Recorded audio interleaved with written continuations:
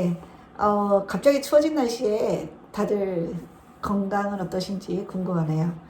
저 같은 경우도 어제는 거의 싸매고, 예, 누워 있었어요. 열이, 약을 먹어도 열이 떨어지질 않고 계속 39도 이상으로 약발도 안 받더라고요. 그래서 어제 같은 경우는 일찌감치 자고 새벽에 잠깐 일어나서 축구 보고 다시 잤습니다. 축구가 이겨서 오늘 컨디션이 확 좋아진 느낌이기도 해요. 딱 뭐 특별하게 재미없는 일상 속에서 굉장히 즐거움을 가져다 주는 아주 좋은 요소가 되고 있는 것 같고요. 그 즐거운 기간이 조금 더 길어졌으면 좋겠다는 생각이 또 드네요. 선수들은 무지하게 힘들겠죠. 선수들이 힘들고 잘해도 욕이고 못해도 욕인 위치라 선수들이 많이 힘들 것 같긴 하지만 국민들에게는 또한 그게 굉장히 즐거운 나날을 선사해 주는 것 같습니다. 오늘은 돈 관리는 부모가 꼭 해줘야 되는 자녀의 사주에 대해서 한번 알아보려고 해요. 현대에 와서는 자녀분들이 독립을 너무너무 안 하죠. 캥거루 부모처럼 돼버렸어요. 어쩌다 보니.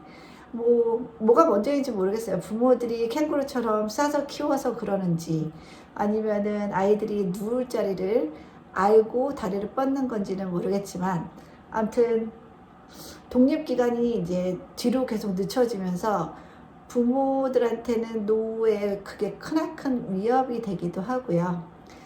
우리 세대는 우리의 부모를 챙겨야 되고 우리의 자녀를 오랫동안 돌봐야 되는 가운데 낀 세대로서 참 많이 힘든 세대가 아닌가 싶습니다. 그렇죠. 이제 우리 부모님 세대도 의학적인 지식들이 너무 많이 넘쳐나다 보니까 생명도 길어지고 자녀들도 취직하기가 힘드니까 또 독립도 늦어지고 하다 보니까 저 가운데서 이만저만 힘든 게 말이 아니죠. 돈 관리 모두가 그런 건 아니죠. 자녀들 중에서도 굉장히 야물딱지게 사회생활 시작하고 본인의 월급을 굉장히 관리를 잘하고 그런 자녀분들도 많이 있으실 거예요. 그렇지만 비율상, 확률상 보면은 훨씬 그 독립을 늦게 하고 열심히 일했음에도 불구하고 나중에 결혼이라는 거 할 때 모아놓은 게 하나도 없어서 결국에는 부모의 손길이 많이 필요한 자녀분들이 대부분인 거죠. 부모들도 뭐 예상을 했겠지만은 여지없이 결혼을 치면은 모아놓은 거 하나도 없는 그런 자녀를 보면서 참 한숨이 나와요.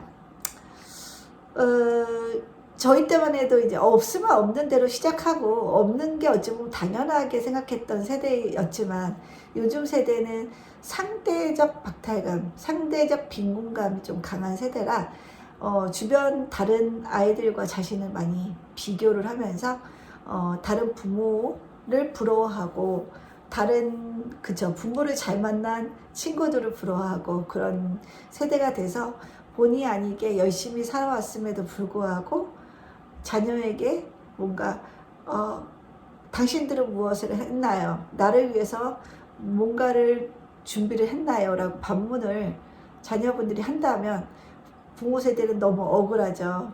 정말 열심히 살아왔는데 그래서 이만큼 산 건데 자녀들은 항상 부족하다고 생각하고 더 잘 사는 부모의 아이들을 동경하게 되어 있어요. 이거는 뭐 인류 역사상 계속 그럴 것 같아요. 앞으로도 그렇고 우리 세대도 마찬가지로 똑같이 느꼈죠. 똑같이 느끼고 우리 자녀 세대도 느낄 테고 그거는 세대 간의 갈등일 수가 있는데요. 그런 거를 최대한 사주를 보면서 이 아이는 절대 얘한테 돈을 맡겨놓으면 안 되겠구나라고 하는 그런 구조를 가지고 있는 자녀분이라면 부모님이 좀 많이 관리를 해주실 필요는 있고 그걸 통해서 시작점이 좀 달라질 수도 있다라는 거 알려드리고 싶어서 오늘 이 주제로 한번 얘기를 나눠보려고 해요. 한번 사주를 보고 한번 풀어보면서 제가 왜 이런 제목을 지었는가 한번 유심히 살펴봤으면 좋겠습니다. 이 주인공은 28세 남자고요. 을해년 경진월 신사일 무술시에 타고난 남자예요. 그러면 목화토금수로 보면은 목은 하나, 그죠? 하나죠. 목 하나. 목은 뭐에 해당되죠? 목은 재성, 그죠? 목재, 재성, 목은 하나.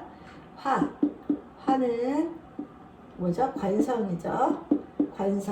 관성은 하나, 그죠? 이게 토는 인성은 하나, 둘, 세 개. 그 다음에 금은 비겁에 해당되는 거고, 비겁에 해당되는 거 두 개, 그죠? 두 개. 그 다음에 수에 해당되는 거, 수는 식상에 해당되는 거죠. 식상에 해당되는 게 하나. 그래서 총 5개에다가 8개, 맞죠? 8개 이렇게 돼 있어요.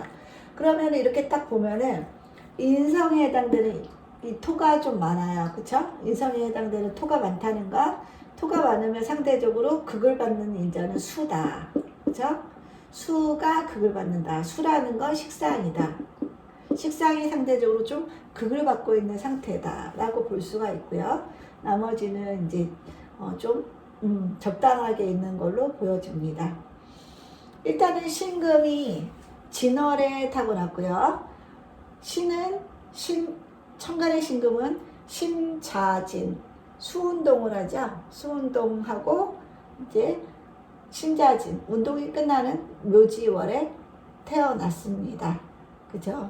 그리고 진중에 을목이 떴기 때문에 정제격이라고도 볼 수가 있고요. 그죠? 그리고 실성을 달아볼까요? 신금, 금금목인데 둘 다 음이니까 편이겠죠? 편제. 그 다음에 이걸 천간의 임수로 투영하면 상관. 그 다음 겁재. 이거를 천간의 무토로 뜨면은 정인. 그쵸? 이거는 천간의 병화니까 정관. 그 다음 이거는 뭐예요? 음양이 다르니까 토생금이죠? 정인. 이렇게 되어 있어요. 그쵸? 그러면 이 친구를 보면은 일단은 묘지월에 태어나고 진월의 신금은 뭐 그냥 본인의 자취를 감춰야 되는 때이기 때문에 본인의 계절에 딱 맞게 타고나지는 않았어요. 그러면 본인의 계절에 딱 맞게 타고나지 않았다는 건 내가 부단히 사회에서 나의 존재감을 부각시킬 수 있는 전문 기술이나 나만의 노하우가 반드시 있어야지 사회에서 제대로 자리매김을 할 수 있다는 뜻이기도 하죠.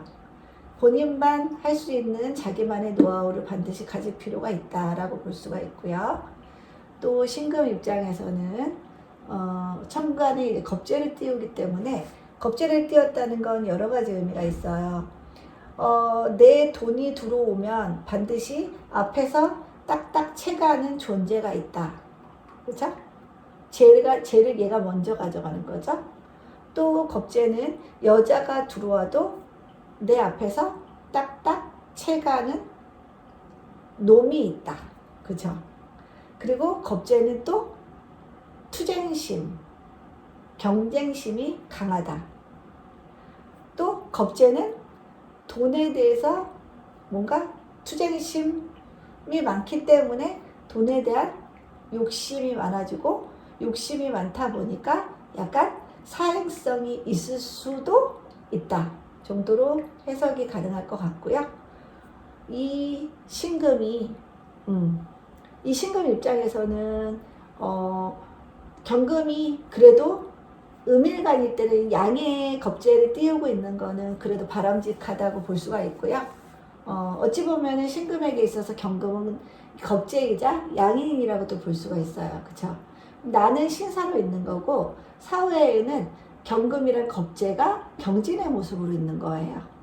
그러니까 신금 입장에서는 사회에 있는 경진이 무지무지하게 좀 센 존재라는 게 알 수가 있죠. 센 존재이죠. 경진 괴강으로. 본인은 신사로서 관을 깔고 있어요.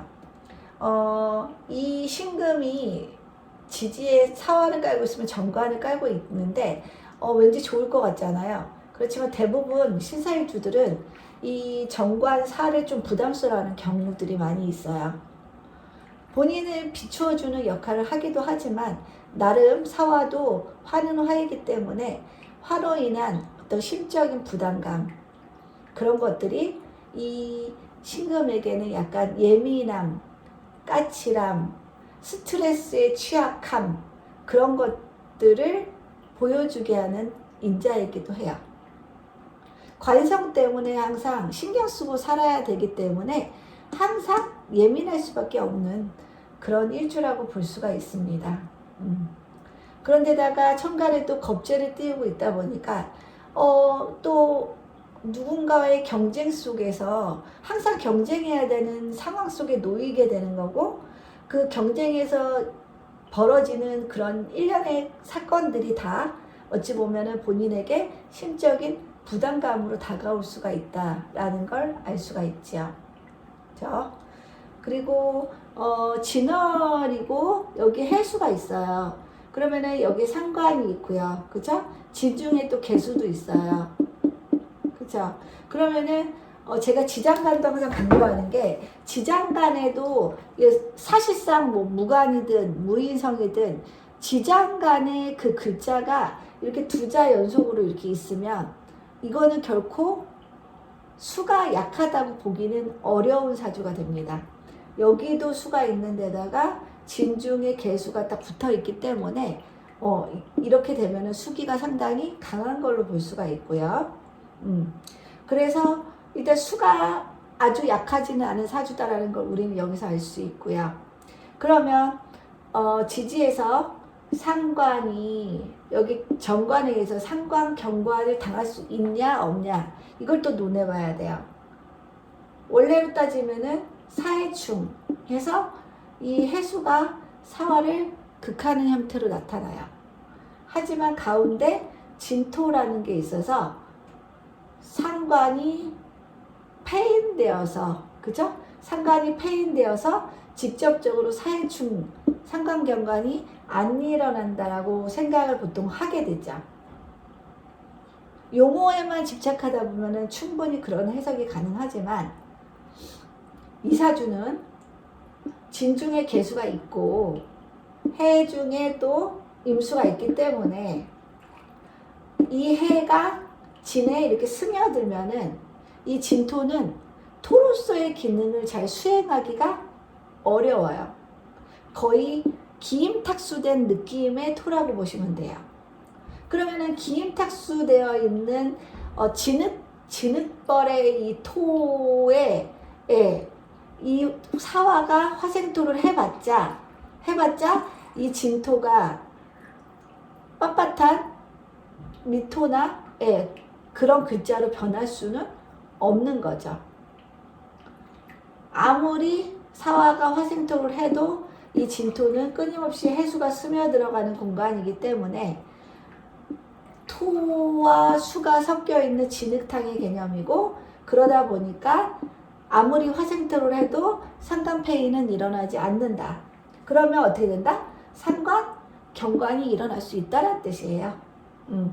사실상 이렇게 보면은 수의 개념이 화의 개념보다 훨씬 더 세다고 볼 수가 있는 거죠. 그죠?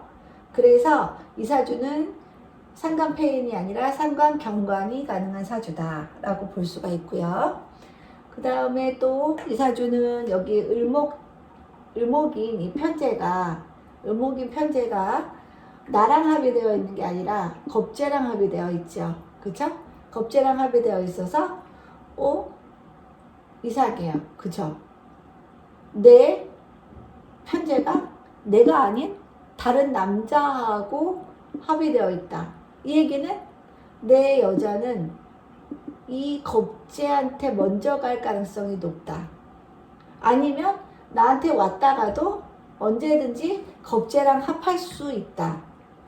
아니면은 겁재가 바로 옆에 있기 때문에 이 여자를 호시탐탐 노리는 사람은 나보다 겁재가 더 가까이에 있다.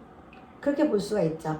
그럼 심리적인 기제로 봐도 이 여자는 항상 이 남자랑 먼저 합의되니까 이 여자는 항상 이 본인에게는, 이 주인공에게는 불안한 여자가 되는 거죠. 그럼 불안한 여자가 된다는 건 뭐예요? 의처증으로 나타날 수도 있고, 아니면은 여자를 사귀어도 항상 불안 속에서 여자를 만날 수밖에 없고, 이 여자가 언제든지 나를 배신하고 딴 남자한테 갈 수 있다라는 심리적인 그런 부분으로 작용할 수도 있는 거예요. 그래서 여자에게 더 집착하는 그런 모습으로 나올 수 있고요. 그러면 이 남자에게 있어서는 이 을목은 정제가 되잖아요. 이 남자에게는 정제라서 되게 안정스러운 안정상태의 여자이지만 나한테는 이 여자가 편재의 여자예요. 그럼 뭐예요? 내가 계속해서 돈을 들여서 공을 들이고 내가 계속 뭔가를 이 여자한테 돈을 쓰고 뭘 사주고 그래야지 이 여자가 나랑 잠깐 놀아줄 수도 있다는 뜻이겠죠. 그러면은 이 남자는 이 여자를 차지하기 위해서 자꾸 편제적인 행위를 하게 되어 있어요. 쓸데없이 여자에게 명품 가방을 사주고 명품 옷을 사주고 그런 상황들이 벌어지고, 이 여자도 마찬가지로 이 신금에게는 딱 그런 걸 말하는 거죠. 그죠? 그리고 결혼은 이 경금하고 할 가능성이 높은 거죠. 그리고 이 여자는 해수를 밑에 깔고 있고 본인은 사활을 깔고 있기 때문에 이 여자가 이게 딱 들어오는 순간에 상관경관이 일어나는 거죠. 그죠? 여자가 여기 들어오는 순간에 상관경관이 일어나기 때문에 뭔가 여자로 인한 불협화음, 문제, 법적인 그런 요소도 배제하기가 어려워요. 여자복이 없는 거죠. 여자복이 없다는 건 재성의 복이 없는 거니까 돈복도 없다는 걸 의미하기도 하죠. 그죠? 돈이 운에서 온다 해도 을목으로 와도 을경합으로 얘가 채가고, 갑으로 와도 갑경충으로 얘가 채가고, 먼저 앞에서 딱딱 채가는 그런 모습이지요. 그렇기 때문에 일단은 이런 사주구조를 가지고 계신다면 부모님이 결혼할 때까지는 뭐 매달 적금이든 아니면 이율이 아주 높은 그런 상품에 묶어놓는 것도 아주 중요한 방법이라고 생각이 듭니다.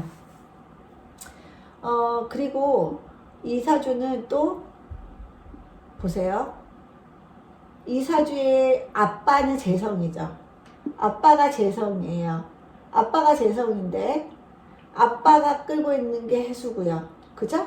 그러면 아빠가 데리고 있는 이 해수가 이 안으로 들어오려고 한다면 사회충이 벌어지는 거죠. 아빠가 여기 안에 제대로 들어오기가 쉽지 않다. 그죠? 아빠와의 관계도 좀 소원할 수밖에 없는 거죠. 그죠?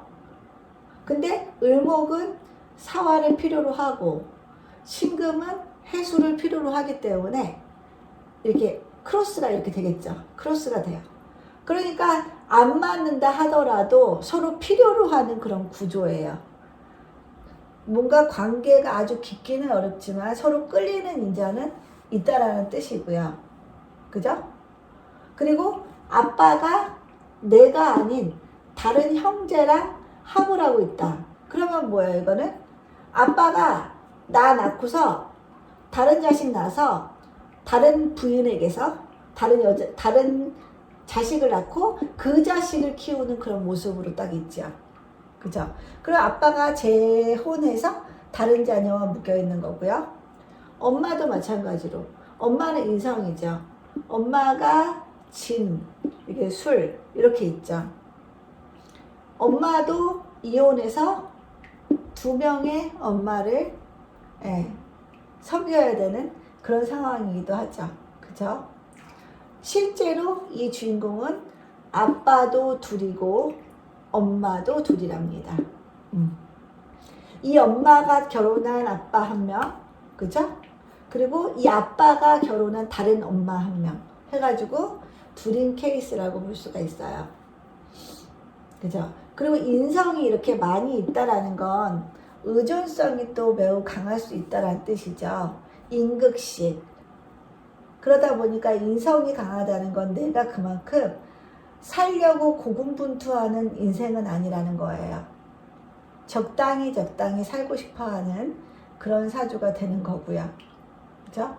그래서 상당히 게으를 수 있고 그런 게으름 가운데 좀 비대하게 살이 찔 가능성도 높은 사주에 해당이 됩니다.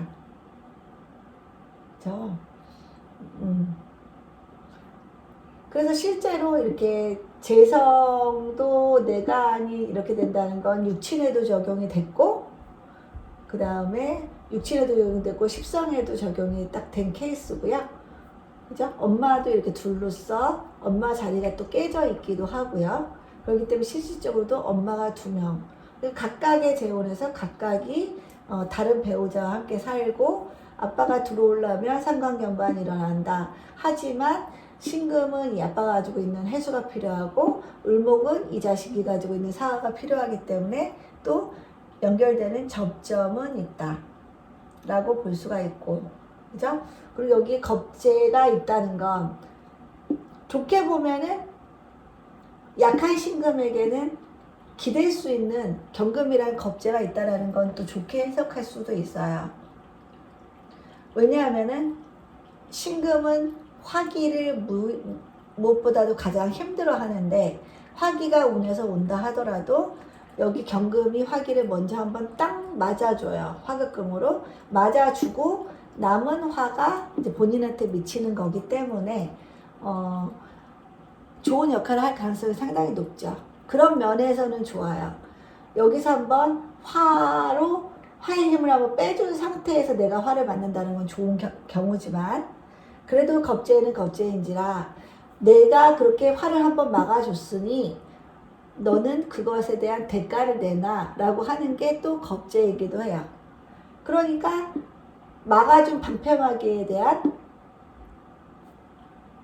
반 떼주는 그런 상황들은 반드시 생길 수밖에 없다라는 거. 그걸로 인해서 자꾸 돈이 나갈 수도 있다라는 거. 그죠? 그렇기 때문에 이렇게 돼버리면 여자한테 집착하고 여자를 안 잃기 위해서 자꾸 편제를 쓰다가 보면 이 편제는 이 겁재랑 합을 하면서 낙동강 오리알이 돼버리기 쉽고, 그러면 편제도 사라져버리는 그런 상황들이 생기니까 부모님이 이런 사주를 가지고 있을 때는 반드시 좀 일찌감치 통장을 좀 확보하거나 월급의 몇 퍼센트 정도는 항상 좀 묻어놓고 빼지 못하는 그런 형태의 금융상품에 가입시켜주는 게 상당히 좋을 듯 한 사주가 됩니다. 이런 사주 형태 가지고 있는 부모님들, 미리 아셨으면 이런 자녀들은 부모님들이 좀 싫은 소리를 듣더라도, 좀 얼굴을 잠깐 붉히더라도 좀 그럴 필요는 있겠죠. 미래를 위해서. 안 그러면은 좀 남아나는 게 없을 수도 있는 그런 사주 구조이기 때문에요.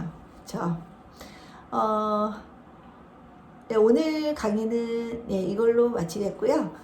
이제 오늘 실질적인 첫눈이 왔어요. 그렇죠? 너무 기분이 좋더라고요. 밤새 내려서 우리가 보기는 힘들었지만 그래도 아침 나절까지 좀 진눈깨비 형태로 와서 굉장히 기분 좋은 하루를 저도 시작을 했고요. 이왕이면 16강까지 갔으니까 우리 8강까지 한번 고고했으면 좋겠습니다. 새벽 4시에 한다는데 알람을 맞춰놓고 자야 되나 싶기도 합니다. 마의 시간이죠. 4시라는 건. 그러면 안 자고 버티기는 어렵고 자고 나서 시간을 맞춰놓고 4시에 깨는 게 다음날을 위해서도 훨씬 날 듯합니다. 같이 함께 고고해봅시다. 오, 필승 코리아. 한번 해보죠. 다음 시간에 뵙겠습니다. 감사합니다.